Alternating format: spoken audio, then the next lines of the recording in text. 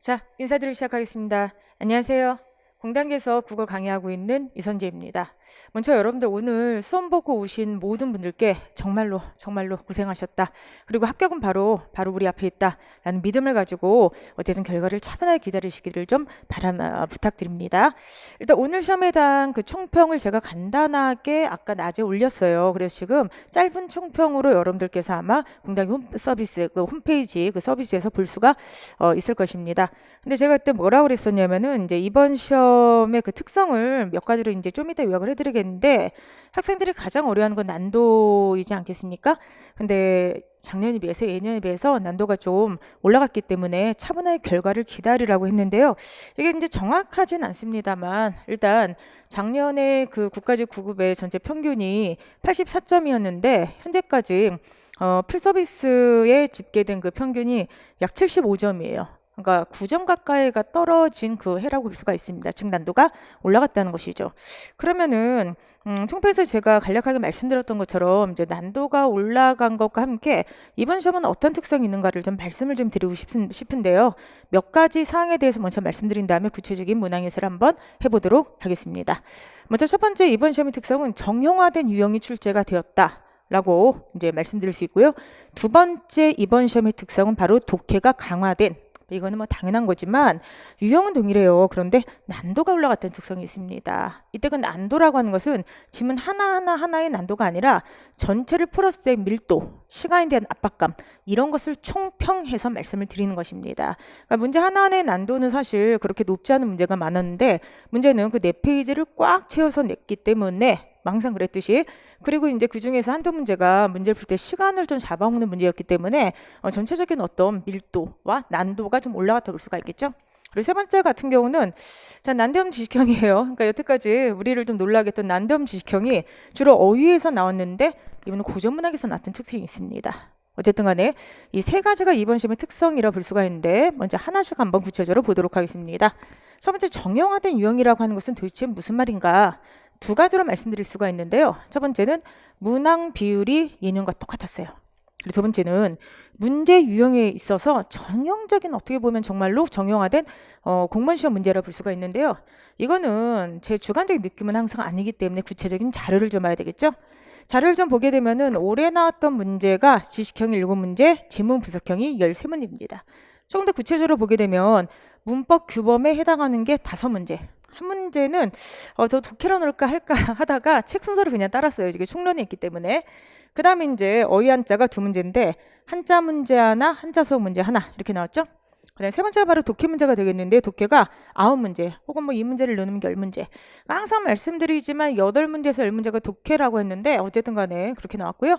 현대문학과 고전문학 각각 2문제 이렇게 나왔습니다. 자, 이제 이게 올해의 국어 문학 분석표가 되는데 작년은 어땠을까요? 작년 한번 보도록 하겠습니다. 작년 같은 경우 똑같죠. 문법규는 5문제. 이번엔 그러니까 어휘가 나왔었죠. 그래서 어쨌든 간에 어휘 한자 3문제, 한 문제가 더 나왔고 독해가 9문제로 똑같아요. 결과적으로 올해 문제와 작년 문제를 보시면 알겠지만 문법은 4문제에서 6문제 사이 항상. 그 다음에 독해가 9문제, 8문제, 10문제 왔다 갔다. 나머지를 이제 어휘로 배정을 하느냐 아니면 한자나 문학으로 배정하느냐 뭐 이런 차이를 볼 수가 있겠습니다. 자, 그러면 한번 5개년을 한번 우리가 살펴보도록 하겠습니다. 5개년이 아니라 4개년입니다. 자, 4개년 한번 살펴보도록 하겠는데 2018년도, 19년도, 20년도, 21년도가 문항점 비율을 꼭 좀 보셨으면 좋겠어요. 이게 바로 뭐냐면은 거의 비슷해요. 제가 아까 낮에 짧은 총평에서 말씀드렸던 것처럼 저는 오히려 다행이라 생각해요. 뭐냐면은 지금 거의 4개년, 5개년 차에 국가직 9급의 문항 이 분석표의 비율이 비슷하다고 하는 것은 앞으로도 이렇게 나올 가능성이 크다고 하는 것이죠. 그러니까 여러분께서 이거는 지방직도 마찬가지일 것이기 때문에 기존에 기출했던 문항 분석을 항상 염두에 두시고, 그렇죠? 여러분께서 시간 배분 연습하는 게 좋다고 하는 것입니다. 자, 정리를 한번 해보도록 하면은 문법 규범은 지금 계속 4, 5, 4, 5 이렇게 나왔죠?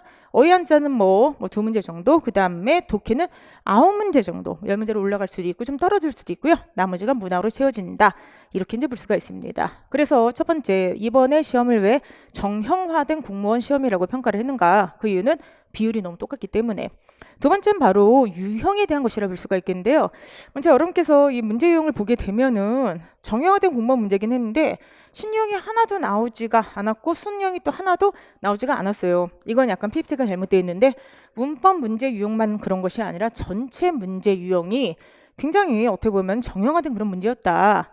신유형이라고 하면은 그동안 이제 좀 우리 시험에서 다루지지 않던 문제 유형이라고 한다든지 순유형이라고 한다면 복합 지문이라고 한다던가 문법으로 이야기를 하게 되면은 그쵸 연관된 지문을 주고 지문을 바탕으로 추론하는 문제들인데 문제 보시면 알겠지만 매우 짧고 그냥 단답형을 찍는 문제들이 다 나왔었죠. 제가 이제 왜 이러한 이야기를 하게 되느냐. 여러분들 저희 시험은요. 꼭 기억을 하셔야 될 게 바로 뭐냐면은 공무원 시험이라고 하는 거예요. 실제로 문항의 비율을 보게 되면은 독해가 제일 많이 나오죠. 항상 독해가 제일 많이 나온다고 제가 강조를 하는데 중요한 건 무엇이냐.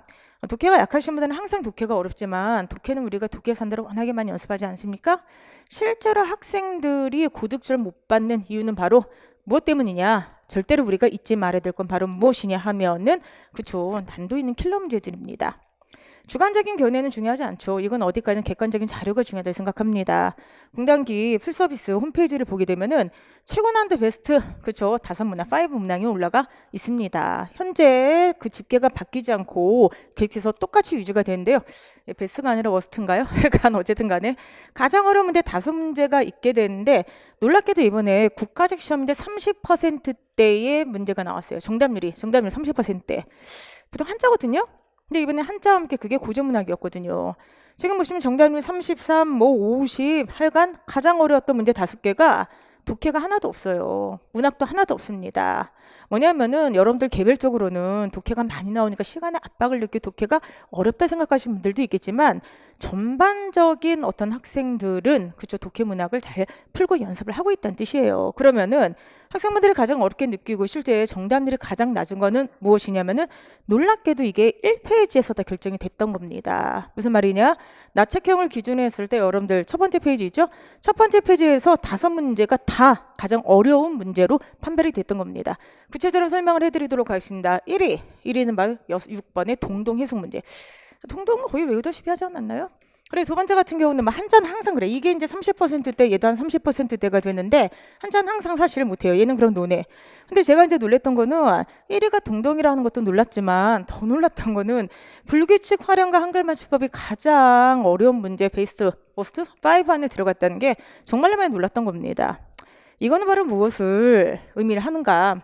학생분들이 항상 말씀드리지만 자의적으로 생각을 하고 있다는 거예요. 여러분들 누차 말씀드리지만 저희 시험이 수능형으로 변한 거는 2014년도부터예요. 14, 15, 16, 17, 18, 19, 20, 21, 8년 차입니다. 근데 이때 수능형이라고 하는 것은 뭐냐면은 독해의 비중이 올라갔다는 거예요. 그전엔 독해가 3문제, 5문제뿐이 안 나왔어요. 그리고 수능형으로 변했다는 것은 문제 유형 자체가 바뀌었다는 게 아니라 문법의 비중이 떨어졌다는 것입니다. 지금 저희 문제에서 이런 문제들은요, 여러분들 정확히 말씀드리면은 지식형 문제예요. 항상 말씀드리지만 문항 비율이 제일 높은 건 항상 독해라고 했죠. 그래서 독해하산도 우리가 항상 풀지 않습니까?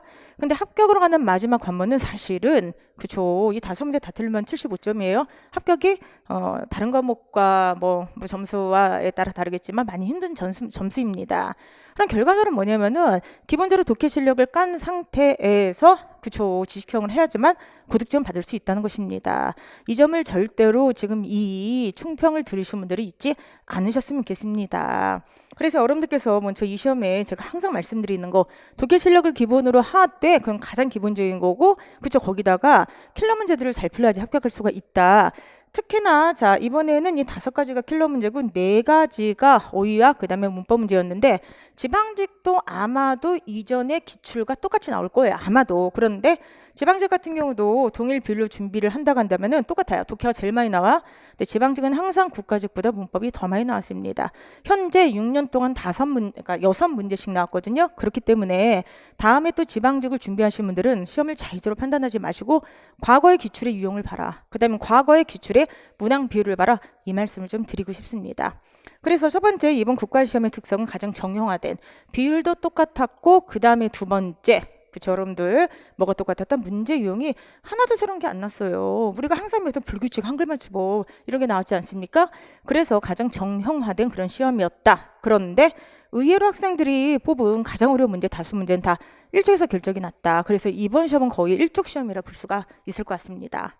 두 번째 이번 시험의 특성을 말씀드리는데 당연히 독해 강화입니다. 근데 이제 차이가 뭐냐면은 유형은 똑같아요. 더군다나 출제자분들께서 동일 유형을 두 개나 냈죠. 말하기에서 두 문제가 나왔었고 또 하나는 글의 전개 방식에서 똑같은 유형 문제 두 문제 이렇게 나왔었죠. 근데 어쨌든 유형은 동일한데 난도가 올라갔어요. 이때 그 난도가 올라갔다는 것은 뭐냐면은 일단 그쵸, 독해 지문 자체가 많이 나왔죠. 9문제에서 1문제가 나왔으니까. 그 중에서 한 문제가 약간 시간을 좀 요하는 문제였기 때문에 학생분들이 느낀 체감 난도가 훨씬 올라갔을 것 같습니다. 실제로 학생분들이 베스트 5로 꼽았던 그런 문제 중에 독해 문제는 사실 없습니다. 근데 독해는 항상 말씀드리지만 하나하나의 문제의 그런 어떤 난도보다 8문제 중에 제가 항상 얘기하잖아요. 그렇죠. 두세 문제 빼놓고는 정말로 빨리 풀 수 있는 문제다. 그런데 하나하나의 난도보다 이것을 모아놨을 때, 집적해 놨을 때 밀도라고 볼 수가 있습니다. 시간과 관련된 것이니까요. 그래서 제일 중요한 거는 항상 말씀드리듯이 중급 정도의 난도를 가진 지문을 꾸준하게 빠르게 읽는 훈련을 하셔야 됩니다. 자, 다영웅이 우리에겐 독해가 산다가 있죠. 평상시 독해 훈련의 소중함을 정말로 많이 느끼셨을 것 같아요. 독해는 다시 한번 말씀드리지만 지문 하나하나의 난도보다도 지금 가장 어려운 문제 5개 독해가 없잖아. 그게 아니라 모아놨을 때 밀집도라고 그랬습니다. 모아놨을 때 시간의 압박감이라고 했습니다. 그렇기 때문에 우리가 꾸준히 독해를 해야 되는 그런 이유는 바로 무엇인가? 이것 때문에 그렇다. 꾸준하게 훈련을 하시기 바랍니다. 세 번째 이번 시험의 특성은요. 정말 예상 밖이었는데요. 난데없는 지식형이었습니다. 전 정말로 놀랐던 게 이 문제가 올해 가장 어려웠던 문제 1위로 올라간 걸 보고 그래도 이런 문제가 국가제에서 나왔다는 걸 보고 약간 좀 놀라긴 했는데 보통 이런 난데없는 지식형 문제는 사실 어휘 문제가 차지를 하거든요. 한자는 항상 난데없잖아요. 그렇죠? 그런데 난데없는 지식형 문제가 어휘가 아니라 이번에 고전 문학에서 나왔는데 기억하시죠? 이 문제입니다. 6번 문제예요. 이번 학생들이 꼽았던 가장 어려웠던 문제입니다. 정답률이 33%뿐이 안 되는 문제인데 이거 동동이잖아. 이 동동 우리 미친 듯이 했잖아요. 그런데 이 동동의 어떤 해석 문제가 물론 국가직 스타일은 아니에요. 국가직스럽지 않아요. 국가직 문제는 보통 이렇게 안 나오고 어떻게 나옵니까? 약간 수능형처럼 이런 것 같은 경우는 좀 주제를 묻는다던가 아니면 뭐 정서를 묻는다던가 연관된 다른 지문과의 짝짓기를 한다던가 이렇게 나와야 되는데 이거는 완전히 그냥 1대1 해석에 나왔죠. 이건 서울시 스타일이야. 그러니까 일단은 국가직에서 이런 문제가 나왔던 것 자체가 국가직스럽진 않은 거야. 그렇기 때문에 제가 난데없다고 했는데 제일 중요한 문제는 뭐냐? 얘는 기본 지문이라고 하는 겁니다. 이 문제를 지금 많이 틀리셨는데 틀리신 분들의 대부분은 또 자의적으로 판단한 거죠. 고전문학 안 나와. 그 다음에 또 하나 고전문학이 나온다고 하더니 지식형은 안 나와. 고전문학을 한 번이라도 반드시 강의를 들으라고 했는데 그렇지 않으신 분들이 훨씬 더 많다는 거예요.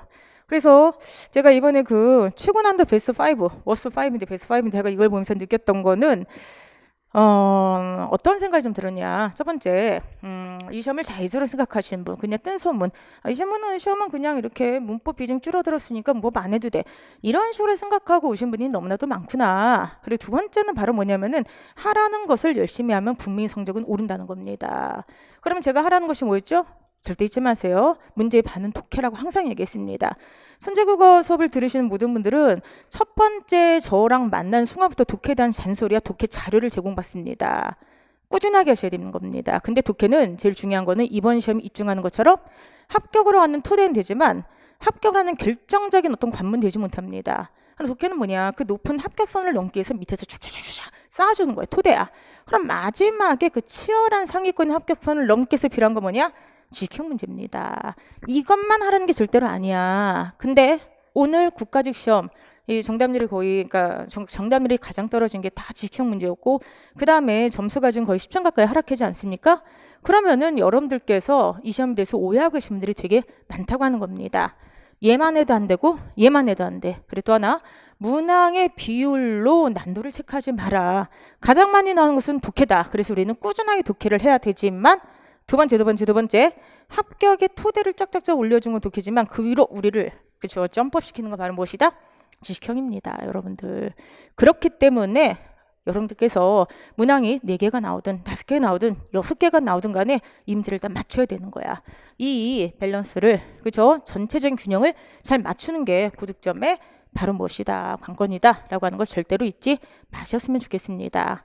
항상 수업 시간마다 했던 말을 지금 또 이제 반복을 하게 되는데요. 여러분들, 수업을 하다 보면 우리가 조급하고 불안하기 때문에 자꾸만 자신이 하고 싶은 것만 하게 돼요. 믿고 싶은 것만 믿게 됩니다. 근데 그것은 올바른 방향이 아니죠. 독해는 평소에 꾸준히 집중적으로 마지막에 점검을 같이 균형을 맞추면서 하시기 바랍니다. 자, 여기까지 해서 이제 여러분들과 함께 전반적인 총평을 이제 말씀드렸고요. 지금부터 한번 여러분들과 구체적으로 한번 해설을 해보도록 하는데, 시간의 압박감이 있죠. 이게 전체를 1시간 안에 끝내야 되기 때문에 자세한 해설지가 지금 공단기 홈페이지에 좀 있다가 올라가게 될 것입니다. 저는 전체적인 문제에서요, 정답률이 낮은 문제들 중심으로 한번 해보도록 하겠습니다. 일단 첫 번째 문제는 뭐 설명을 안 할 수가 없습니다. 베스트 4위입니다. 4위. 가장 어려운 문제 4위. 정답률이 지금 5%예요, 여러분들. 근데 자, 이 문제 같은 경우는 뭐에 대한 문제죠? 정답이 2번인데 바로 뭐에 대한 문제입니까? 두음법칙에 대한 문제가 되는 거죠. 그래서 만약에 내가 다른 거를 몰랐다고 하더라도, 자, 한자의 세 번째죠. 고유 다음에 한자 첫 번째죠. 한자의 세 번째, 한자의 첫 번째이기 때문에 두음법칙은 냐니은윤이 릴 한자음이 자리에 따라서, 위치에 따라서 다르게 표기될 수 있다고 하는 그 내용만 봐도 풀 수가 있었던 문제였습니다. 물론 나머지도 물론 완벽하게 하면 좋죠. 사실 꼭지점에 사이숏이 빠졌다라고 한다든지 따구리라고 한다든지 뭐 이런 걸 할 수도 있겠지만, 어찌 되었든 간에 두음 법칙이 단일항으로 나왔기 때문에 자, 요거만 알아도 풀 수가 있었던 문제입니다. 그리고 특히나 이게 오답률이 가장 높았던 게 이거 다음에 사실 4번이었는데, 4번 같은 경우는 화병 한자가 아예 적혀 있죠. 다시 한번, 한자어에서는 사이숏을 적을 수가 없죠. 자, 사이숏을 적을 수가 없는데 사이숏이 여기 들어가 있죠. 한자 사이에. 그쵸? 자, 6개 예외 차 타고 세수에 구세셔트에 왜는 적을 수가 없는데 한자를 여기다가 병기를 해주고 사이숏을 넣었으니까 이거는 그냥 풀라고 했던 문제죠. 그래서 답은 2번이 되겠습니다. 저를 지금 정말 충격에 빠뜨렸어요. 55%가 되겠는데, 자, 먼저 여러분들 봅시다. 바로 직전에 공TV 라이브 특강이죠. 라이브 특강에서 여러분들 두음법칙에 대해서 설명을 했고요. 그 다음에 하다못해 이걸 다 외우라고 하는 건 아니에요. 사실 돌나무를 외우지 않았어도 문제를 맞을 수 있으니까 현재구의 돌나물 같은 게 다 여기 있는 단어들이 있습니다. 이게 있다고 좀 자랑하는 게 아니야. 이런 단어를 몰라도 풀 수 있다는 거예요. 왜? 이번에 두음법칙을 알고 있으면 충분히 풀 수가 있는 문제다. 화병이나 꼭지점 다 손재국어 기본세에 들어가 있는 것인데, 이런 거를 낫단어로 외우지 않더라도 규칙을 하면 풀 수가 있었습니다. 어쨌든 이게 베스트 4위 문제가 되었고요. 그 다음에 2번 문제. 이번 문제는 사실 제가 이제 학생분들의 개인적인 어떤 언어 능력이 굉장히 중요하다고 했던 바로 무엇입니까? 문맥상의 의미로 문제가 되겠습니다. 의미로 문제인데 그래도 이건 정답률이 80% 가까이 나왔던 문제입니다.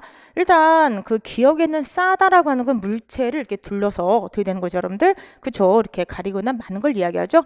그래서 어떤 것의 겉을 갖다가 가리거나 말다기 때문에 답은 3번이 되고요. 특히나 2번이나 아니면 4번 같은 경우는 그쵸, 물체를 갖다가 꾸린다 이런 뜻이기 때문에 조금 차이가 있죠. 그래서 답은 어쨌든 3번이 되겠습니다. 3번 문제가 되겠는데 이게 베스트 이게 5예요. 근데 가장 자연스러운 문장을 한번 찾아보자. 자, 지금 이렇게 지금 쓰고 있는데 정답률이 이게 58%입니다. 그죠? 정답률이 58% 되는데, 자, 이 문제에 대해서 한번 좀 봤으면 좋겠습니다. 먼저 정답은 이게 1번인데요. 이 문제 유형은 가장 자연스러운 문장인데 올바른 문장색에 대한 것입니다. 일단 올바른 문장색에서 첫 번째 제가 봐야 되는 거, 제일 많이 시험에 나오는 게 뭐라 그랬죠? 주술의 호응이라고 그랬습니다. 그죠? 그 다음에 이제 두 번째, 항상 생각하셔야 되는 게 주술홍을 찾으면서 필요한 문장 성분을 생략하지 않았는가. 그래서 문장 성분의 생략을 항상 이렇게 잘 좀 보라고 했고요. 그 다음에 세 번째는, 자, 이거 기억하시죠? 병렬관계 기억하시죠? 자, 이 말은 제가 만든 말이기 때문에 뭐 평행관계, 병렬관계 뭐 이런 식으로 얘기를 하는데, 어쨌든 제가 항상 그 시소타기로 항상 설명하는 그게 있을 겁니다. 사실 이 문제는 여기에 대한 문제예요. 그래서 항상 주술부터 보셔야 되는데, 날씨가 선선해지니 제기자를 읽힌다. 날씨는 선선한 거죠. 읽히다라고 하는 게 지금 피동이기 때문에 책이 잘 읽힌다. 책이라고 하는, 자, 주어가 온 게 맞겠죠? 그리고 요것이 그쵸, 요런 식으로 인과적으로 연결되고 있기 때문에 각각의 절이 종속절을 잘 이어졌다 볼 수가 있습니다. 따라서 첫 번째 문장 같은 경우는 주술홍도 올바르게 되어 있고요. 그 다음 절과절의 연결도 무난하게 되어 있기 때문에 정답은 1번이라고 볼 수가 있습니다. 근데 문제는 2번이에요. 2번은요, 사실 그 포인트를 어떻게 잡는가에 따라서 두 가지를 볼 수가 있습니다. 일단 우리는 답만 맞으면 되니까 이번 문제를 잉여적 표현으로 푸신 분들도 굉장히 많을 겁니다. 2번은 사실은 잉여적 표현으로 해석을 해도 됩니다. 그래서 왜냐면은 속독이 빨리 읽는 거잖아, 책을. 그런데 책을 속독으로 읽는 것이라 되어 있으니까 책을 속독으로 읽는다? 의미가 쓸데없이 중복이 되죠. 그럼 우리가 배웠던 그런 어떤 표현들 중에서 쓸데없이 의미가 중복되는 잉여적 표현은 그쵸, 자연스럽지 못하다. 보통 이렇게 배웁니다. 근데 이제 요거를 첫 번째 근거, 이것이 의미가 이렇게 잉여적으로 돼 있다를 보는 것을 해설을 보시면 알겠지만 핵심적으로 이 문장이 잘못된 근거를 들지 않았어요. 그 왜 그러냐 하면은 그렇게도 볼 수 있는 문제인데 실제로 그 표준 국어 대사전 있죠? 국립국어원에 거기서 이런 게 속독이라든지 이런 것의 예문을 찾아보게 되면은 저 예문이 들어가 있어요. 그러니까 표준 국어 대사전에 표제 예문으로 올라가 있는 그런 문장이기 때문에 출제자가 이거를 그러니까 이 문장이 들어가 있다는 게 아니라 속독이라는 것은 책을 읽는 것이다. 이런 식의 어떤 문장이 들어가 있거든요. 그러니까 속독과 책을 읽다를 동시에 사용한 문장을 표제어를 지금 표제문으로 넣고 있습니다.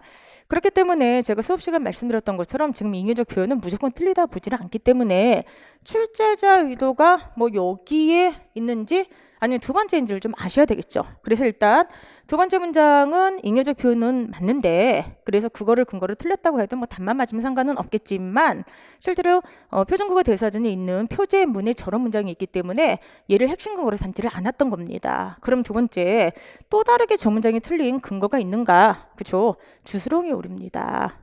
이게 왜 주스롱의 오류라 볼 수가 있습니까? 여러분들 그때 기본서에서 제가 요 예문 말씀드렸던 거 요거 되게 유명한 예문이죠? 자, 요거 좀 지울까요? 예문이죠? 요거 기억하세요, 여러분들. 현재의 복지 정책은 기출 예문이에요. 현재의 복지 정책은 앞으로 손질이 불가피할 전망입니다. 요거 기억하세요? 자, 현재 복지 정책은 앞으로 손질이 불가피할 전망입니다. 라고 했을 때, 자, 이것을 A라고 주제를 잡고요. 그 다음에 소설을 갖다가 전망입니다. B라고 했을 때, 자, A는 B다라고 하는 문장이죠. 제가 읽어왔다 보통 A는 B다, 보통 이렇게 설명을 하는데, 이 문장은 의미상 반드시 통해야 됩니다. 무슨 말이냐? 나는 공무원이다. 그러면 나 이끌 공무원이 돼야 되겠죠? 근데 이 문장이 틀린 이유는 왜 그러냐면은, 현재 복지 정책은 전망이다. 복지 정책이 전망이 될 수는 없잖아요. 그렇죠? 그렇기 때문에 이것을 대표적인 기출 예문이에요. 유명한 예문이죠. 이것을 주스롱의 오류라고 보는 것입니다. 그렇기 때문에 올바른 문장 쓰기에서 A는 B이다라고 하는 이 문장의 유형이 아주 정형화된 그런 잘못된 문장 유형으로 이런 게 쓰이게 된 거예요. 그럼 얘를 갖다가 만약에 잉여가 포인트가 아니라고 했을 때는 두 번째 잡을 수 있는 게 A는 B다. 주스롱의 오류라고 이 문제를 해설하는 게 더 맞다 생각을 했습니다. 무슨 말이냐? 자, 이렇게 어려운 책을 속독으로 읽는 것은 A는 하늘의 별따기이다. 라고 했을 때 얘를 좀 관용적 표현으로 본다고 하더라도 자, A는 B다 읽는 것. 자, 그 다음에 하늘의 별따기 이것이 이꼴 관계를 아마 출제자는 이것이 좀 무리가 있다 생각한 것 같습니다. 따라서 하늘의 뭐 별따기 같이 어려운 일이다 이런 식으로 그죠? 보시면은 복지정책이 전망이 될 수가 없는 것처럼 이렇게 읽는 일은 뭐 많은 일이다 이런 식으로 주술 구조를 좀 완벽하게 맞추란 의도로 문제를 낸 것 같습니다. 다시 한번 설명을 하면은 잉여적 표현으로 볼 수도 있지만 표준국어 대사전의 표제문에 저런 문장이 있기 때문에 핵심 근거를 두 번째 주술홍의 오류로 보고 한 겁니다.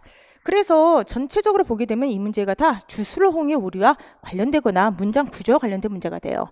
세 번째 한번 해보도록 하겠습니다. 내가 이 일의 책임자가 되기보다는 직접 찾기로 의견을 모았다. 그럼 보세요. 이것도 자 봅시다. 아까 얘기했던 필요한 문장 성분이 생략이 되다 보니까 주술홍이 틀리게 그러니까 호응이 틀리게 되는 거죠. 내가 이 일의 책임자가 되기보다는 직접 찾다. 찾다는 목적어를 필요로 하는 타동사잖아요. 그렇죠? 그렇기 때문에 책임자를 직접 찾다. 요거는 그래서 첫 번째 주술홍의 호응의 오류와 함께 두 번째 자주 넣는 필요한 문장 성분의 생략이라고 볼 수가 있습니다. 마지막 스텝 네 번째 문제는 무엇이냐면은 자 봅시다. 얘가 지금 연결이 되고 있는 거죠. 그럼 항상 말씀드렸지만 그쵸 엔더버 도알 병렬 구조 아까 제가 말씀드렸던 시소탁이랑 비슷하다고 했습니다. 시소가 이렇게 있다고 했을 때 얘와 얘가 서로 어느 정도까지 구조가 맞아야 돼. 그래서 이걸 보면 시화전을 홍보하는 일과 시화전을 진행하는 일에 이렇게 써야만 되는 것. 그렇죠? 그래서 여기가 홍보하는 일이면 여기도 진행하는 일 이렇게 쓰게 되는 게 맞고요. 그 다음에 만약에 뒤에 맞추고 싶다. 시화전의 진행과 시화전의 홍보에 이렇게 써야 돼요. 앞에가 만약에 시화전의 홍보가 들어가면은 관용어 명사, 뒤에도 관용어 명사 진행으로 써도 되는데 이때 시화전이 겹치기 때문에 뭐 이거는 생략해도 상관이 없습니다. 결론적으로 말씀드리면 4번 같은 경우는 무엇이 틀렸는가? 그쵸? 얘가 지금 병렬 구조가 돼야 되는 거야. 여기는 시화전을 홍보하는 일. 근데 여긴 시화전의 진행 이렇게 돼 있기 때문에 시화전의 진행, 시화전의 홍보 이렇게 맞춰주든지 아니면은 시화전을 홍보하는 일, 시화전을 진행하는 일 이런 식으로 물론 공통적으로 너무 중복되면 하나는 생략하는 게 좋아요. 그런 식으로 해가지고 병렬 구조를 맞춰줘야 되는 문제가 되겠습니다. 3번에 그래서 일단 뭐 문법적으로 틀린 문장을 찾으라는 게 아니라 가장 자연스러운 문장을 찾으라고 했으니까 이건 답이 1번 되겠고요. 전반적으로 포인트를 어떻게 보냐에 따라 해설이 조금 달라질 수 있겠지만 어쨌든 간에 주스러움과 절의 연결, 주스러움과 잉여적 표현 얘는 필요한 문장 소문의 생략, 얘는 그쵸 앞뒤에 병렬 구조의 오류 이렇게 이제 이야기를 할 수가 있겠습니다. 이 문제도 지금 학생분들이 많이 못 풀었고요. 그 다음에 시간 관계상 4번 문제는 죄송한데 그냥 넘어가도록 할게요. 해설지를 좀 보세요. 95%가 맞았습니다. 그래서 이런 건 그냥 넘어가고요. 자, 그 다음에 5번 문제를 한번 들어가도록 하는데 얘가 바로 베스트 3위가 되겠습니다. 이것도 이제 저를 정말로 놀라게 했던 겁니다. 이게 50%예요. 근데 여러분들 제가 지금 왜 그러냐 하면은 아까부터 계속 말씀드렸지만 이런 문제는요 나의 언어 능력이 아무리 뛰어나도 풀 수가 없는 겁니다. 그럼 이런 문제는 어떻게 되냐, 정확하게 이론을 암기를 하고 있어야 돼요. 자 봅시다. 불규칙 활용이 나오게 되는데 불규칙 활용은 문법적으로 설명할 수가 없는 걸 이야기한다고 했죠. 그래서 규칙이 있고요. 그 다음에 여기 불규칙이 있게 되는데 불규칙은 여러분들 크게 세 가지 유형이 있다 그랬죠. 유형도 나온다고 해서 여러분들 그 선제국어 왼쪽 날개 문제 있지 않습니까?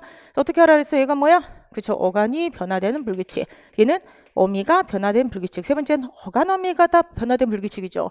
그럼 첫 번째 어간이 변화된 불규칙은 뭐야? 뭐죠 여러분들? 저는 고상하게 사더바우르 불규칙 이렇게 얘기했지만 이걸 갖다 어떤 분이 그쵸?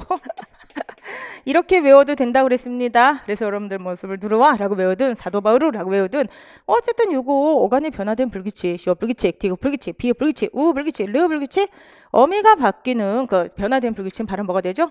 여러 오 불규칙. 그 다음에 어간 어미가 모두 변화된 불규칙은 히읗 불규칙. 달달달달달 외웠던 겁니다. 그쵸 여러분들. 그러니까 이때는 약간 조심해야 될 게 바로 뭐냐면은 아예 규칙인 걸 배제를 시켜야 되겠죠. 그래서 잔치를 치러 얘는 그냥 음만 탈락하게 되니까 탈락이 되는 것이고요. 그 다음에 이걸 보게 되면 합격을 바람이라 돼 있죠. 그럼 얘는 바라다에 그냥 그쵸 뭐가 된 거야? 바람 이렇게 되는 거죠. 바라다 같은 경우는 동음이 생략이 되는 그런 것이지 불규칙이 아니잖아. 규칙이잖아. 그러니까 이렇게 아예 규칙인 걸 좀 제외한 상태에서 문제를 풀게 되면은 자 우물물을 품 얘는 뭐죠? 기본형이 푸다죠. 그러면은 뭐가 되겠어요? 사더바우르 우 불규칙. 목적지의 이름이죠. 이거 정말 많이 했죠. 여러분들 그 이르다는 되게 다양한 게 있다 그랬죠. 이르다 같은 경우는 제가 직접 쓰면서 설명해 드렸어요. 첫 번째 도착하다, 도달하다, 닿다. 그러면 이르, 러 불규칙. 그 다음에 만약에 말하다. 그러면 일러라 일러. 얘는 르 불규칙. 그 다음에 세 번째 시간이 빠르다라고 할 때도 시간 너무 일러, 르 불규칙. 어찌되었던 간에 얘는 러 불규칙, 얘 같은 경우는 르 불규칙인데 이르다가 지금 르 불규칙일 때는 사도바우르 어간이 변화되는 불규칙이겠지만 러 불규칙이잖아요. 목적지에 도착하다는 뜻이니까. 그러니까 얘는 미가 그죠 불규칙하게 된 경우라고 볼 수가 있습니다. 동음이어에서 이렇게 달라질 수 있다는 건 누차 강조를 해드렸는데 정답은 4번인데 얘가 어떻게 베스트 3위가 되었을까? 그래서 문법을 안 한 거죠. 이런 걸 외우질 않은 거죠. 그렇기 때문에 아니 제가 지금 너무 뭐라고 하거나 혼내는 게 아니에요. 그게 아니라 안타까워서 그래. 안타까워서. 이런 문제들은 사실 정답률이 80% 70%가 나와야 됩니다. 왜냐 나침반 모의고사 1권에 있는 거죠. 이게 아직 무슨 이르다 여기 있잖아. 지금 이거 다 있잖아요 여러분들. 그렇기 때문에 똑같은 문제 유형을 몇 번이나 풀어드렸거든요. 이거 같은 건 아예 똑같지 않아? 야 이거 완전 100개 쓰는 것 같다. 기억과 디귿 해당에 바르게 된 거, 어간이 변화된 거, 어미가 변화된 거, 어간과 어미 모두 변화되는 거, 히읗 불규칙 나오고 요거 있죠. 똑같이 문제를 갖다 했지 않습니까? 그렇기 때문에 제가 시험을 보고 오신 여러분들 지금 뭐라고 하는 게 절대로 아니야. 그게 아니라 혹시 틀리신 분들은 자신을 점검하라고 하는 거예요. 자신을 점검해야지 다음 시험을 잘 볼 수가 있습니다. 여러분들 킬러 문제라고 할 수는 5문제 모두 이런 문제라는 거 잊지 마시고요. 정확하게 수업을 들으시고 요거를 익혀두시기 바랍니다. 자, 대망의 1위 문제가 그 다음에 있네요. 베스트인지 워스트인지가 1위 문제입니다.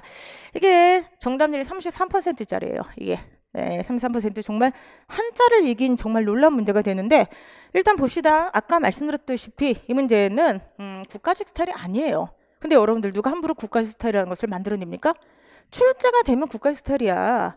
항상 말씀드리지만 강사나 수험생은 기출을 중심으로 해서 유형을 대비한 수밖에 없어요. 우리가 문제 내는 게 아니지 않습니까?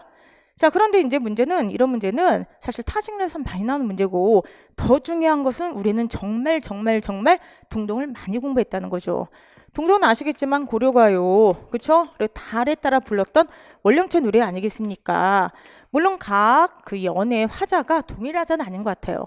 어떨 땐 막 님을 예찬하다가 어떨 때는 너무 외롭다는 고독을 토로하고 있으니까 동일 화자는 아닌 것 같으나 어찌되었든 간에 여성의 그런 어떤 님에 대한 노래입니다. 자, 한번 해보죠. 이열 보름에 아우 높이 켠 등불 같구나. 우리 님이 너무나도 멋져. 그러니까 만인을 비추신 즈지셨다. 즈지란 단어는 반드시 알고 있으라 그랬죠. 모습이잖아요, 여러분들. 그렇기 때문에 만을 비추신 모습이로구나. 님의 아름다운 모습, 아주 멋진 모습을 지금 비유적으로 찬양하고 있는 거죠. 예찬하고 있는 거죠. 3월 남에서 개한 아우 만춘 다래꽃이요. 그러면 이번엔 두 번째 다래꽃이 나왔죠. 남이 부러워할 모습을 지니고 나셨구나. 이렇게 얘기를 하고 있습니다. 똑같이 우리 님은 너무나도 멋져 예찬하는 것이죠. 그런데 이 님이 4월령의 여성을 버렸나 봐. 4월이 돼서 아니 잊고서 아우 오셨구나. 꾀꼬리세요.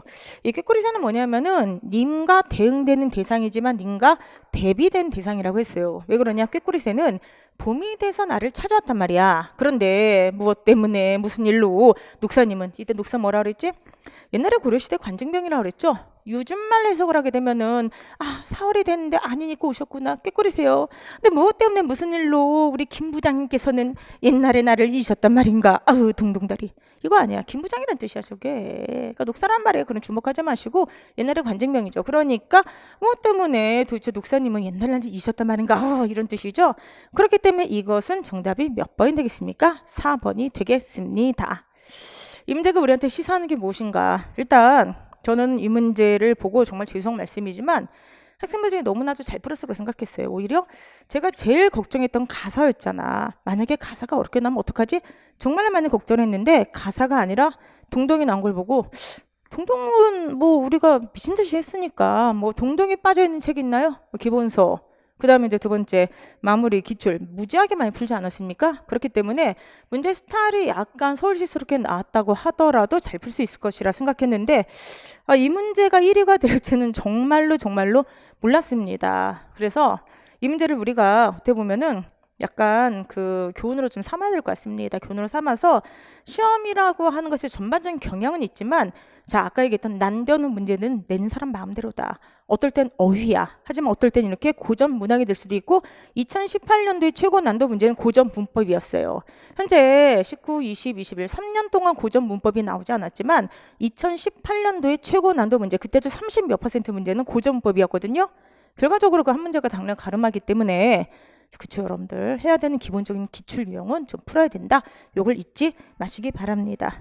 그 다음에 아까 저희 그 조교님께서 말씀을 해주셨는데 주검께서 말씀하셨는데 이번에 그 국사에서 황정화 나왔다면서요. 펄펄하는 죽개구리 그 암수 서로 정답구나 외롭구나 이내 몸 누구와 함께 이 돌아갈 것인가 그거 나왔다면서요. 그 편편왕조 그거 나왔다면서요. 그래서 유리양 뭐 다 잘 푸셨지 않았을까. 근데 약간 국사 선생님들은 황당하긴 좀 하셨을 것 같아요. 그 황정화가 갑자기 지문으로 나오게 되니까 제가 그 문제를 보고 봤는데 정답률 좀 궁금하긴 합니다. 근데 어쨌든 간에 유리양이라는 것만 다 아셨을 테니까 손재고 들으셨던 분들 뭐 다른 뭐 저기도 마찬가지로 잘 푸셨을 거라 생각을 합니다. 하여간 이게 대망의 베스트 1이어서 저를 놀라게 했던 문제고요. 그 다음에 7번 자 보시면은 1페이지에서 5문제가 다 어렵게 나왔어요. 그래서 제가 아까 총평에서 말씀드렸던 것처럼 이게 정말 1쪽짜리 문제다.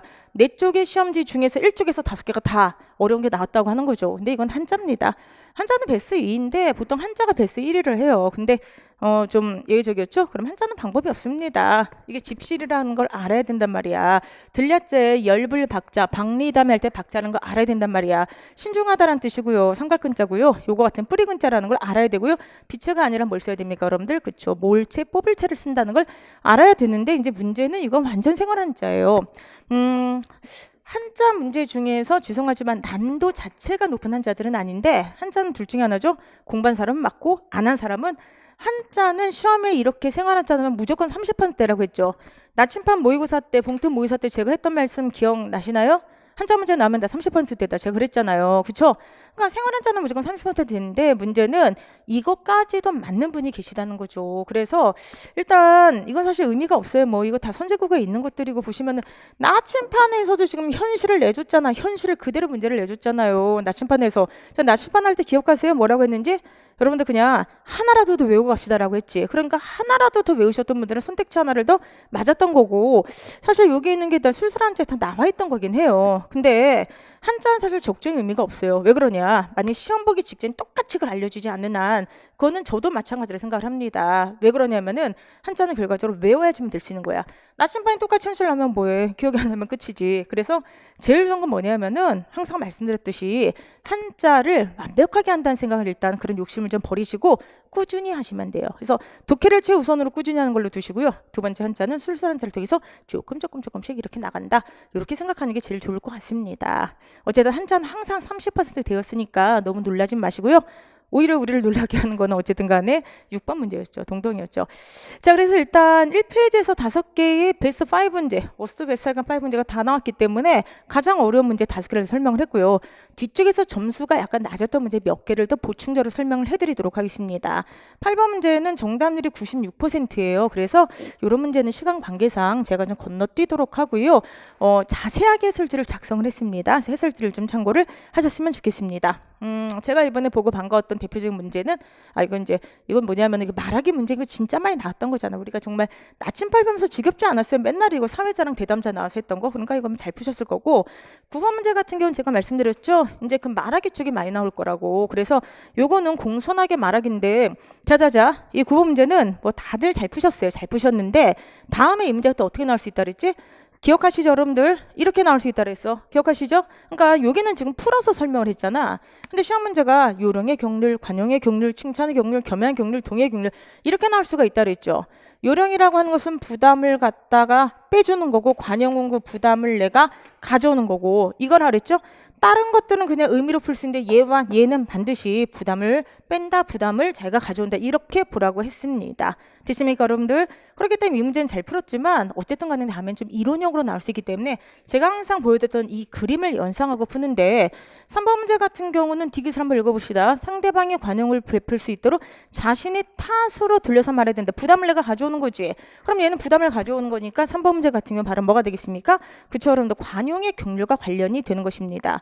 그러면은 이 3번을 한번 관용으로 바꿔봐. 야, 혹시 내가 설명한 내용이 이해가 가니? 야, 네 목소리가 작아서 내용이 잘 안 들렸어. 관용이 아니죠? 그럼 부담을 가져와야 되는 거야. 뭐라 해야 되죠? 내가 설명한 내용이 잘 이해가 가니? 이랬더니 뭐라고 해야 돼? 자, 관용 경률에 맞게 쓰려면 어떻게 해야 돼? 부담을 내가 가져야 돼? 미안한데 내 귀가 안 들려서 그러는데 다시 한번 크게 말해줄래? 네 잘못이야. 이렇게 관용은 가져와야 돼, 부담을. 알겠습니까? 그래서 어쨌든 3번이 틀렸다 볼 수 있는데 문제는 잘 푸셨지만 제가 나침반 하면서 누차 말씀드렸듯이 조금 더 지식형으로 나오면 정답이 내려가니까 요건 조금 좀 알고 있자 이렇게 얘기를 했습니다. 똑같은 문제예요. 다음 중 관용의 경률에 따라 발화를 고친 경우 예문도 거의 똑같습니다. 다 우리가 정말로 많이 풀어봤고 나침판에서도 똑같죠. 겸양의 경률. 자, 여기 보면은 이런 경률 문제도 거의 똑같습니다. 그래서 잘 푸셨을 거라 생각합니다. 10번 문제 들어가도록 하는데 하버마스의 주장이죠. 첫 번째 문장이 사실 다 나와 있죠. 첫 번째 문장이 보게 되면은 미디어의 등장 배경과 공공 영역의 상관성에 대해서 얘기하고 있는데 미디어가 발달해서 공공 영역에 그 어떤 영향력이 축소가 된다고 하는 것이니까 정답은 어쨌든 4번이 되겠습니다. 97%잘 푸셨다고 볼 수 있습니다. 자, 11번 문제 한번 보도록 하는데요. 제가 이제 전체 문제에서 한 문제 정도는 문장이나 단락의 배열로 잡고 가라고 했습니다. 정답률은 뭐 높아요. 80%인데 어쨌든 이거 뭐 다들 잘 푸셨어요. 근데 우리 다시 한번 전개 순서를 어떻게 풀어야 되는지 한번 얘기를 해보죠. 첫 번째 시작. 얼른 선택지를 본다. 선택지의 기억과 리을이니까 기억 리을 중에 하나가 되겠구나. 두 번째 뭐죠? 반복된 말 앞뒤를 연결한다. 이 문제 사실 그것만 해도 충분히 풀 수가 있죠. 왜냐하면은 언론 문제를 그쵸 선택지를 봤을 때 기억과 리을인데 폭설 즉 대설이 나오니까 대설과 연관되는 거 이렇게 이제 자 이렇게 똑같은 말을 연결하면 되겠죠. 사실은 문제를 뭐 다들 잘 푸셨지만 이 예문은 사실은 출제자분께서 시간의 압박감을 좀 줄여주기 위해서 비슷한 어구를 앞뒤 똑같이 넣습니다. 그렇기 때문에 앞부분 이 세 가지 문장은 대설, 경보와 주의보에 대한 설명이고요. 거기에 대한 어떤 기준을 얘기하고 있고요. 이 뒤에 있는 두 가지 문장 같은 경우는 이렇게 눈이 많이 내렸을 때 영향이 돼서 쓰고 있죠. 그렇기 때문에 답은 어쨌든 3번이 되겠습니다. 자, 그 다음에 재밌는 게 12번인데 독해가 전체가 9문제, 뭐 10문제 이렇게 가까이 나왔어요. 그래서 이 12번은 사실 저는 이거 독해로 놓으려고 그랬는데 정답률이 좀 낮아가지고 얘를 갖다가 그 총론으로 뺐어요. 상관없어요. 그러니까 저희 책의 순서에 이게 총론으로 돼 있기 때문에 총론으로 뺐는데 얘 같으면 독해로 분류를 하던 아니면은 그 총론, 그저 1권으로 분류하던 상관없습니다. 근데 이제 또 저를 놀라게 했던 게 독해 중에서 딱 두 문제가 정답률이 낮았어요. 하나가 12번, 하나가 14번. 아주 낮지는 않았고요. 이게 이제 62%예요. 근데 나머지 독해가 막 거의 80에서 90인데 62%는 높지가 않죠. 근데 이거 어디서 이렇게 어렵게 생각을 했을까 했을 때 아마도 이런 데서 좀 걸렸을 것 같습니다. 한번 해보도록 하겠습니다. 결과적으로 이건 뭐냐면은 인간의 언어를 사용하며 자, 인간의 사고, 사회, 문화를 반영한다 라고 얘기하죠. 결과적으로 이게 뭐냐면은 언어와 인간의 사고, 언어와 사회, 언어와 문화 서로 영향력이 있다라고 하는 거예요. 자, 그럼 한번 해보죠. 인간의 언어와 사고를 비롯한 여러 영역의 관계에 대해서 쓰고 있는 건데 1번은 뭐에 대한 관계죠? 영어의 쌀에 해당하는 우리말에는 모, 몇, 쌀, 밥이 있다. 이게 무슨 말이죠, 여러분들? 영어에는 뭐가 없어요. 그쵸? 영어에 뭐가 없는 게 아니라 영어는 이제 이 벼농사를 많이 짓지는 않죠. 그러니까 이런 어떤 우리처럼 벼농사하는 문화가 아니잖아요. 걔네들은 뭐 밀을 먹잖아요. 그러니까 라이스를 그냥 하나만 딱 해도 상관이 없는데 우리는 정말로 쌀이 중요한 민족이었어. 그러다 보니까 쌀, 벼, 밥 이것이 단어가 분화가 돼 있죠. 비슷한 거 에스키모들이 사는 그런 추운 지방은 눈이 항상 일상을 볼 수 있으니까 우리는 그냥 눈이죠. 근데 걔네들은 눈 중에서 뭐 쌓이는 눈, 뭐 얼어버린 눈, 뭐 덩어리 눈 이게 다 언어가 다르게 돼 있대요. 결과적으로 1번 같은 경우는 바로 뭐죠? 언어 위론에 해당하는 것으로서 특히나 이거는 언어와 문화 혹은 사회가 밀접하게 관련돼 있다는 걸 보여주는 예문이죠. 그래서 얘는 언어와 사회 혹은 문화가 서로 밀접하게 관련돼 있다는 예문이 되는 것이죠. 두 번째 예문 때문에 좀 헷갈리셨을 것 같은데 두 번째 예문 보도록 하죠. 어떤 사람은 산도 파랗다, 물도 파랗다, 자 녹색 등도 파랗다고 합니다. 생각해보세요. 여러분들 산은 파란색이고 산과 물의 색이 똑같진 않잖아. 근데 그 사람이 파랗다. 그 다음에 보행신호대의 녹색 등도 사실은 이건 파란색과 다르지 않은데 그냥 파랗다고 얘기를 합니다. 우리 눈에 보이는 실질적인 물리적인 색깔은 달라. 그런데 그 사람은 그냥 이걸 갖다가 그냥 파래 이렇게 인식하고 얘기를 하는 거예요. 쉽게 얘기하면은 아이들한테 이렇게 하늘도 파래, 산도 파래, 들도 파래 이렇게 가르치면은 아이들이 그림을 그릴 때 그것을 다 파란색으로 칠한다는 거죠. 자, 눈으로 보는 것은 분명히 파란색과 그쵸 녹색은 분명히 다른 거야. 푸른색은 분명히 다른 거야. 그런데 우리는 청색과 녹색을 그냥 푸르다 파랗다라고 하면 똑같이 인식할 수 있다는 거죠. 결과적으로 이거는 뭐가 위에 있다? 언어 위론에 대한 이해가 되는데 결과적으로 언어와 사고가 관련이 있다는 근거가 되지 않겠습니까? 그러니까 2번도 당연히 관련이 있다는 것이고요. 세 번째 같은 경우는 바로 뭐가 되죠? 예문을 그대로 읽고 아니 사물의 개념은 머릿속에서 맴도는데 명칭을 떠올리지 못하고 있다. 개념은 계속 맴도는데 언어가 매칭이 안 된다고 하는 것이지.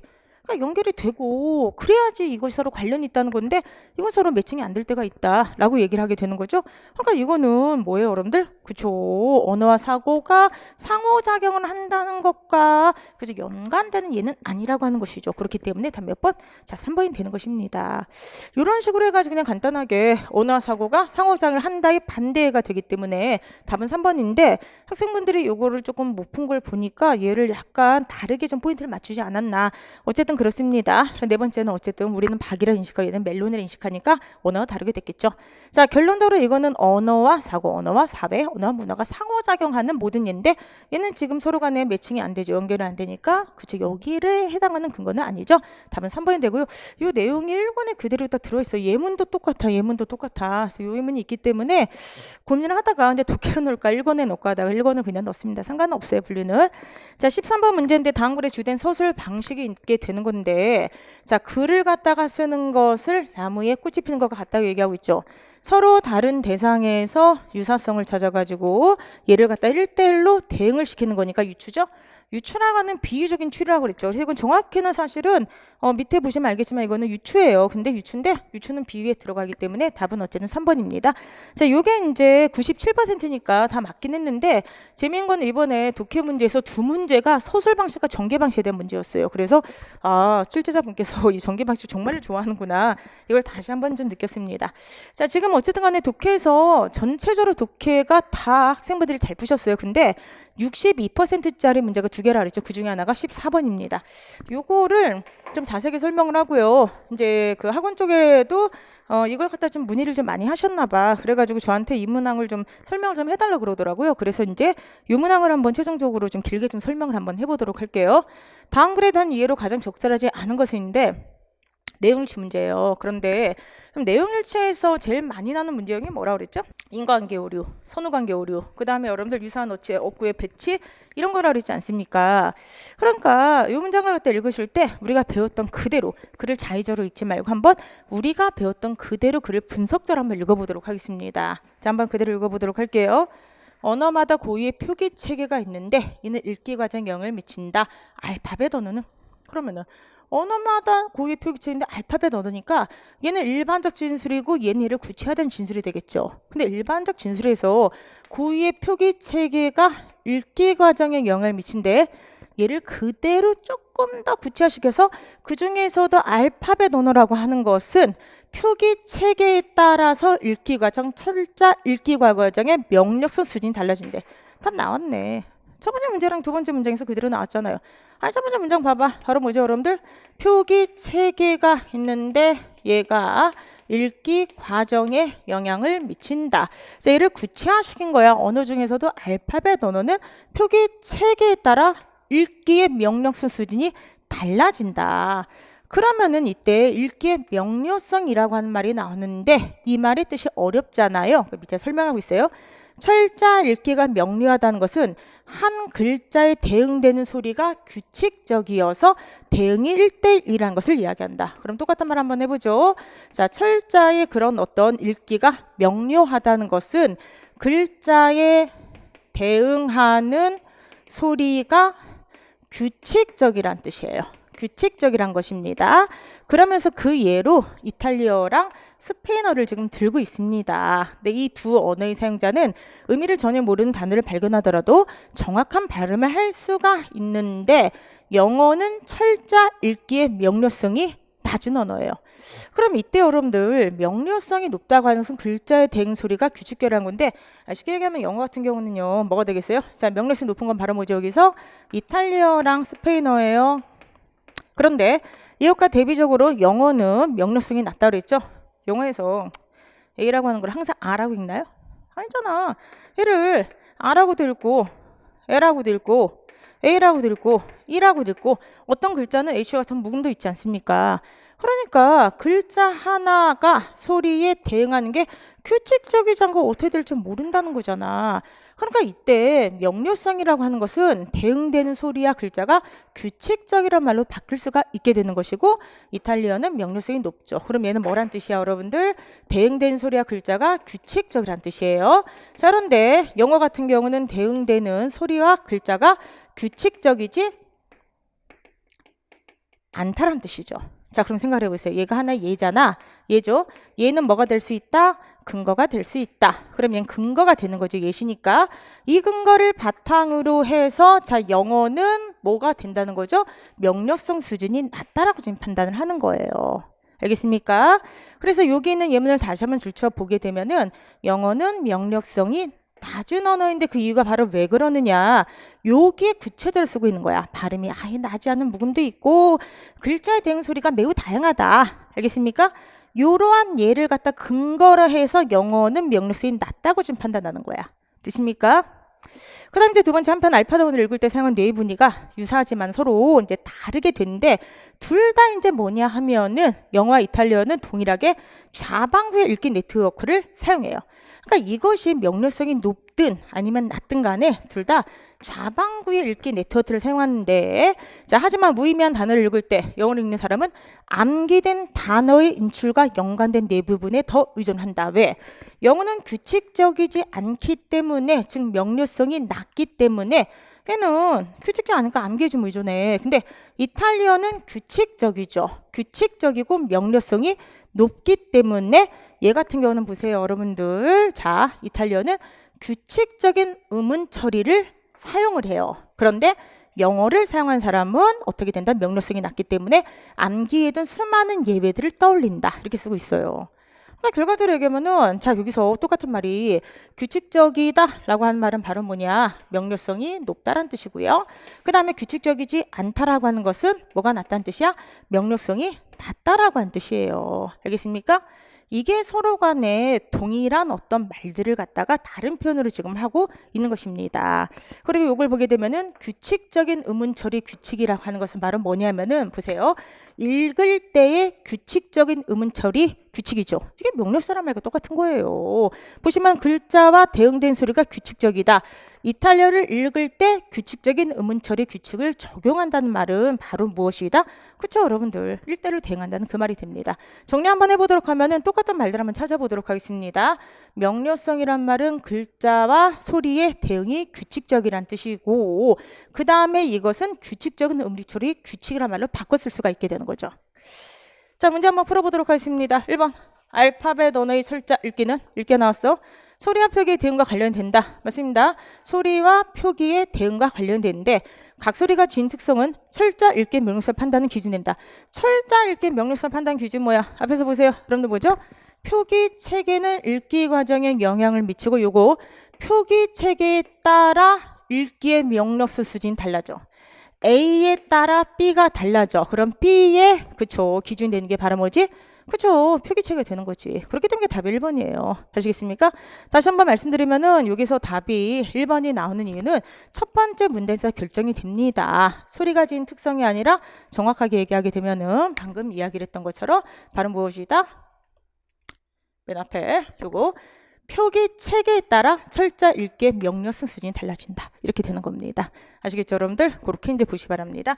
인과관계 우리가 되겠고요. 그럼 나머지 이제 대충 알 수가 있는데 지금 이제 그 많은 분들이 질문하고 있는 게 4번인 것 같아요. 4번 한번 읽어보도록 하겠습니다. 4번째 뭐라 되어 있냐면은 영어는 음운 처리 규칙에 적용되지 않는 예외들이 많기 때문에 스페인어에 비해서 소리와 글자의 대응이 더 규칙적이다. 이렇게 덜 규칙적이다. 이렇게 되어 있죠. 그럼 여러분들 음운 처리 규칙이 적용되지 않았다. 이게 바로 뭐야?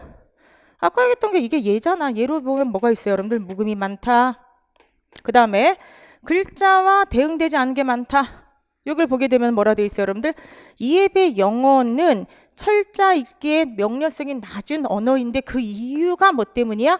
발음이 아예 낮은 묵음도 있고 글자에 대응한 소리도 매우 다양하다고 하는 것이죠. 그러니까 4번 선택지. 자, 다시 한번 읽어 쓰게 되면은 어떻게 써야 되죠? 이걸 다시 한번 써보도록 할게요. 자, 근거가 되는 게 뭐야? 근거가 되는 게 영어는 자, 발음이 나지 않는 묵음이 많다. 그 다음에 또 하나 글자에 대응한 소리도 매우 다양하다. 1대1로 대응되지 않다는 뜻이지. 그러면은 1대1로 대응되지 않고 발음이 나지 않은 묵음이 많다고 하는 것은 자, 이렇게 읽을 때 규칙적이라는 거야? 규칙적이지 않다는 거야? 규칙적이지 않다는 거지. 이러한 예외들이 많이 있기 때문에 그 결과 언어는 명료성이 낮은 거죠. 언어는 그래서 뭐가 낮다? 명료성이 낮은 언어예요. 그럼 이때 명료성이 낮다고 하는 거야. 비규칙적이라는 뜻이지? 불규칙이라는 뜻이지? 자, 4번을 그대로 한번 바꿔보도록 하겠습니다. 음운 처리 규칙에 적용되지 않은 예외들이 많아서 이게 나오죠? 자, 묵음이 많고 일대로 대응되지가 않는 예외들이 많아서 스페인어에 비해서 소리와 글자의 대응이 덜 규칙적이다. 그러면은 소리와 글자의 대응이 규칙적인 게 명료성이니까 덜 규칙적이라는 것은 명료성이 높다, 낮다. 시작. 낮다라고 하는 그 말이에요, 이게. 알겠습니까? 그래서 이거 같은 경우는 이제 인과관계가 좀 제대로 되어 있는데 이제 학생분들이 약간 헷갈리는 것은 여기에 나와 있는 것의 근거가 얘를 갖다가 결정하는 건데 이 문장은 첫 번째 문장에서 찾는 게 제일 확실해요. 뭐 두 번째 문장도 유출할 수가 있지만 첫 번째 문장 그 마지막을 보게 되면은 다시 한번 묵은 같은 예도 많고 글자에 대한 소리가 매우 다양하죠. 이게 뭐야? 음은 처리 규칙에 적용되어진 예들이 많다는 것이지. 그럼 얘가 근거가 되지? 근거가 많기 때문에 그 옆에 소리와 글자의 대응이 덜 규칙적이지. 그러면은 덜 규칙적이라는 것은 명료성이 낮다는 뜻이잖아. 됐습니까? 이 문장은 그렇기 때문에 그대로 하면은 예외가 많기 때문에 명료성이 떨어진다. 첫 번째 문단에서 답이 나오게 되는 것입니다. 첫 번째 문장 여기 있는 거 다시 한번 얘기하지만 이의 영어는 명료성이 낮다. 왜? 이런 것이 많기 때문에. 됐습니까? 이 문장 갖다 그냥 인과관계인데 얘는 이제 근거 예시에 해당되는 걸 뒤에 있었고 얘는 그거를 통해서 들은 결론을 앞에 썼는데 이것만 순서를 바꾸는 거예요. 그래서 답은 1번이 되는 것입니다. 어쨌든 간에 14번 같은 경우는 정답률이 지금 62%인데 요것 때문에 약간 인과관계 오류에서 나왔기 때문에 헷갈리신 분들이 좀 있는 것 같아요. 그래서 어쨌든 자세하게 설명을 해드렸고요. 인과관계가 확실하게 틀린 건 몇 번? 1번이 됩니다. 15번 같은 경우는 75%인데 일단 지금 시간이 많이 됐기 때문에 일단 빨리빨리 좀 해보도록 하겠습니다. 좀 급하네요. 예. 다른 선생님들이 이거 1시간에 어떻게 대해서를 하시지? 그래서 어쨌든 15번 가래에 대한 이해로 적절하지 않은 것인데 이 정도 문제는 뭐 75%니까 잘 푸셨겠지만은 일단 여기에 나와 있는 모든 예문들이 사실은 다 여러분께서 풀어봤던 그 모의고사라든지 기본서에 있는 것들이에요. 그래서 요거 같은 경우는요. 지금 내가 농암은 내 고향이 있는 바위거든요. 거기에 올라봤더니 아이고 이 늙은 내 눈이 오히려 굉장히 밝아진 것 같아. 반가움을 지금 이렇게 표현을 하게 된 거죠. 인사를 면한 늘 산천인들 했을까 이렇게 돼 있죠. 인사는 인간 세상이고 산천은 자연이니까 서로 간에 대조 대비가 되는 것까지 맞아요. 맞는데 거기 보면은 허약해진 노년의 무력함을 표현한 건 아니니까 답은 4번이 되는 것입니다. 어쨌든 시조 같은 경우는 이런 식으로 워낙에 많이 나오기 때문에 최대한 많은 작품을 보라고 했었는데 어쨌든 간에 요거는 자연과의 대조가 인간과 나오긴 하지만 요 뒤에 나오는 건 아니고요. 그죠? 고향에 대한 어떤 반가움을 지금 얘기하면서 고향의 자연을 예찬하고 있는 것이기 때문에 답은 4번이 되겠습니다. 재밌는 건 뭐냐면은 여기 보시면 나는 의태적 심상을 통해 뭐 이런 말들이 있잖아요. 요거 우리가 풀었던 문제에서 그대로 나왔다? 뭐 이런 것도 당연하지만 여기 있잖아. 보시면은 여기 멜국에서 의태를 활용해서 정수를 부각한다. 이런 거 뭐 그대로 있어요. 그래서 잘 푸셨을 거라 생각합니다. 넘어가도록 하겠습니다. 16번인데 심번도 되게 재밌었어. 정답률은 굉장히 높아. 이게 이제 96%야. 그런데 왜 재밌었냐? 16번 문제 같은 경우는 이게 기출이에요. 기출 좀 몰랐어요? 요거는 여러분들 선제국어 그 2권의 수필에 나와 있는 지문이고 기출 지문입니다. 그런데 이상의 군태가 워낙에 그동안 잘 안 나와가지고 이 지문을 뺄까 했었는데 그럴 필요는 없고 어차피 독해를 풀면 되니까 수필이에요. 요거는 일단 다 정답을 놓지만 포인트 하나만 좀 알려드리도록 할게요. 여기 반추라는 말의 사용이에요. 나는 지금 뭘 보고 있죠? 소를 보고 있죠. 근데 소는 그쵸 얼마나 인생이 권태로우면 지겨우면은 음식물 위장에 넣었다가 다시 되씹는 반추를 하고 있는가? 반추는 사전적 의미가 두 가지죠. 하나는 소가 음식을 개워내는 그쵸? 다시 소화시켰다 이렇게 하는 그런 어떤 생물 작용을 이야기하고요. 두 번째 의미는 자꾸만 과거의 생각을 끄집어내서 다시 한번 생각하는 그런 걸 이야기를 하죠. 따라서 반추라는 의미를 두 가지를 사용하고 있는 거죠. 소는 음식물을 반추하고 나는 과거에 뭐를 계속해서 고독을 반추한다고 하는 것입니다. 그래서 이건 사실 그 언어 동음이어를 사용해서 언어적 약간 유의를 하고 있는 그런 수필이 되는 건데 어쨌든 그렇기 때문에 서로 간의 심리를 그러니까 내가 소를 통해서 그쵸 심리를 투사하고 있다는 답이 1번이 맞게 되는 거죠. 답은 1번이 되겠습니다. 시간이 좀 모자라다 보니까 막 설명이 좀 빨라지게 되는데 자세한 건 해설지를 좀 보시기 바라고요. 그 다음에 17번도 마찬가지로 또 질문이 좀 많았어요. 이게 이제 뭐냐면은 75%가 나왔는데 자가당착의 의미를 정확히 모르시나라는 생각도 약간 드는데 자가당착은 모순된다는 뜻이에요. 그러면 황고철이 처한 상황이 이게 무슨 된다는 뜻인데 혹시 이건 뭐 다르게 읽으신 거 아니에요 이거는요? 자 이게 뭐야 지금 그쵸 이 사람이 지금 막 그쵸 뭐 집단으로 항의하다가 끌려갔지. 근데 끌려갔는데 어떻게 됐습니까? 자 여러 가지 죄를 막 뒤집어 쓰게 되지. 그래서 어떻게 됐습니까? 어쩔 수 없는 상황 아니야. 그래가지고 결과적으로 어떻게 됐어? 석방의 조건으로 자 각서까지 쓰고 나오게 됐습니다. 어쩔 수 없는 상황이니까 어쩔 수 없는 상황 속수무책이었다. 그래서 결국은 억지로 각서 쓰고 다시는 강제집행 방해 안에 끌려 나오게 된 거죠. 그래 답은 2번이 되는데 이거 3번이라고 생각하는 분들이 좀 일부가 있었던 것 같아요. 근데 정답률은 높습니다.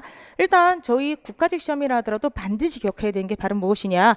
반다시 뭘 해야 된다? 그쵸 도금을 읽을 수 있어야 돼. 여기 난 한자 성어들 도금 못 읽으면 끝이야. 반드시 도금을 읽을 수 있도록 연습하라고 했고요.